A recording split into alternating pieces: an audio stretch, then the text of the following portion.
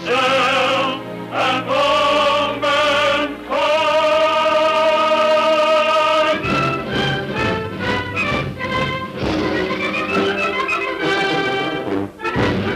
You could call this picture flag waving, sort of. But there are times to wave the flag, and this seems to be one of them. Because there's quite a lot of talk going on right now about what this flag stands for. A way of life we'd sort of like to hang on to. Homes we'd sort of like to hang on to. And kids we'd sort of like to hang on to. There's a lot of talk about our future in an upset world. A world that's hurling new problems at us at a hectic rate. New worries on the half hour. New crises on the quarter hour. New panics every 15 seconds. A lot of problems. Some of them tough ones. But there's also a lot of noise that's being caused by just plain old-fashioned griping, calamity howling. You mark my words now, we're in pretty dreadful shape. Why, just take a look around. If you ask me, we're riding for a fall. It's in the cards. Our whole system is just a hollow shell. And the first good blast of wind that comes along is gonna blow it all away.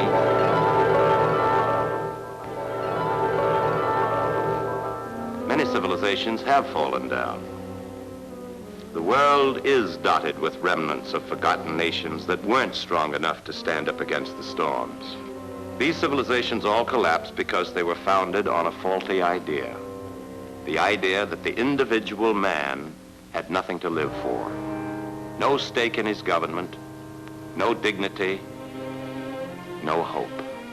So these civilizations crumbled away.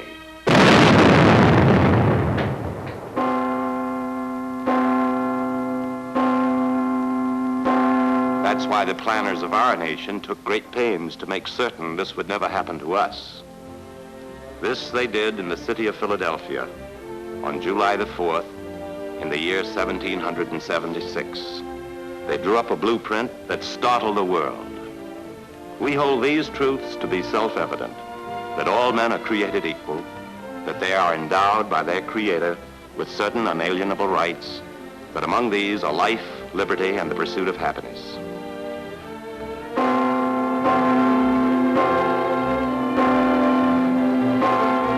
Of course, there were some guys even then who... You mark my words now, we're sticking our necks out. We may even have to fight. We realized that, and we did have to fight.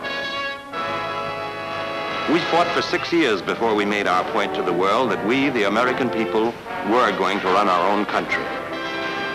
With only one boss, the voice of the majority, the voice of the people, according to our second great blueprint, our Constitution. And to make doubly sure that our freedoms would never slip away, we added certain amendments and called them our Bill of Rights.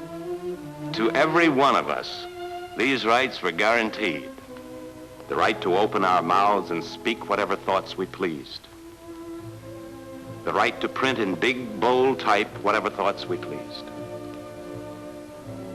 The right to assemble as free men in any public place we pleased. The right to say, this house is mine. The right to say, these courts are mine, and in them I'll get a square deal. The right to say, this church is mine. I'll worship my God as I please. These were the blueprints we chose to build by. And this was the kind of country in which we started to build. Not very easy going. And of course, always this guy. Now you mark my words, we're in a lot of trouble. Everything is going wrong, the whole thing will never work. I know it'll never work. But while he griped for 162 years, we built for 162 years. For the first time in the history of the world, free men starting from scratch were building the kind of nation they wanted. And as they worked, the whole world watched them. And more men from other countries that were not so free, came here, joined in, and added their strength to the common task. Not because they liked the climate, not because the job was a cinch, but because the job seemed to make common human sense. And they and their families wanted to be part of it. Part of the team that was turning things like this into things like this. Things like this into things like this.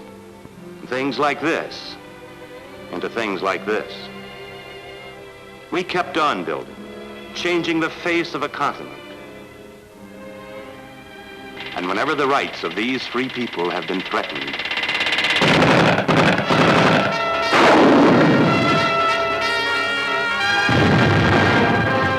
good men have always managed to take care of such problems. Good men have always paid with blood and flesh for our American heritage.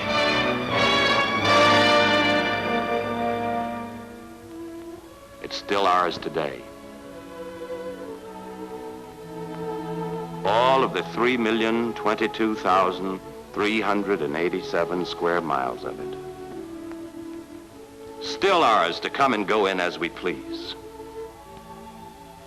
With 3,247,000 miles of road for us to travel in any direction, wherever we choose.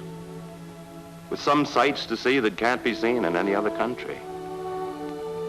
The sight of 142 million American men, women and children, better clothed, better fed,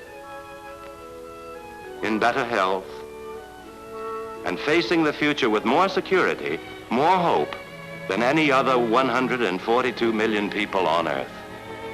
With more than 48 million individuals with power to register their opinions as to how their nation should be run. With more than 2,244 platforms to get up on and sound off on. With 18,370 American publications. All sides of every question, pro and con, are still being printed in big, bold type. With 6,500 public libraries, all dedicated to the American idea that free brains inside of free heads can tackle and conquer any problem. 256 religious creeds, all standing side by side according to the blueprints.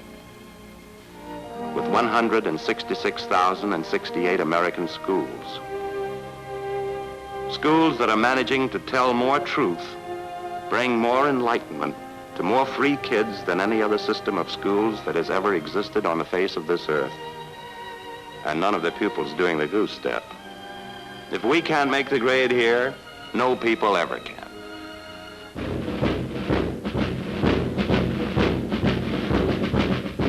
Yes, you could call this a flag-waving picture, sort of. But we've got something to wave a flag about. We still have the way of life, and the homes, and the kids, and the blueprints the planners drew for us back there in the past. But working from those blueprints is still a full-time job for every one of us Americans today. Job of citizenship, the responsibility of participation, the obligation of active partnership in the living democracy. For without these things, the blueprints of our civilization vanish in the wind.